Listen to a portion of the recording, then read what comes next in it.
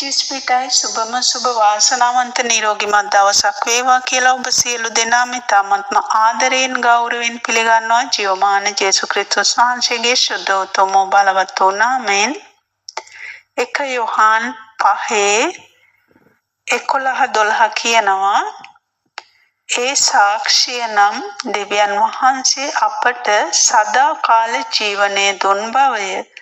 ඒ ජීවනයේද තමන් පුත්‍රයාණන් තුල තිබේ. පුත්‍රයාණන් වහන්සේ ඇත්තාට ඒ ජීවනය ඇත. දෙවියන් වහන්සේගේ පුත්‍රයා නැත්තාට ඒ ජීවනය නැත.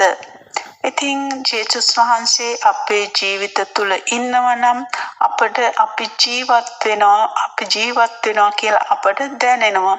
ඉතින් අපේ ජේසුස් වහන්සේ අපේ ජීවිත තුල ඉන්නකොට අපට සතුටින් ප්‍රීතියෙන් සමාදානෙන් ජීවත් වෙන්නට පුළුවන්. ඉතින් මම ප්‍රාර්ථනා කරනවා ඔබට දෙවියන් වහන්සේ තුලම ජීවත් වීමට වාසනාව ලැබේවා කියලා ජීවමාන ජේසුස් ක්‍රිස්තුස් වහන්සේගේ ශුද්ධ උතුම් බලවත් වූ නාමයෙන් ජේසුස් පිටයි හැමෝටම සුබ දවසක්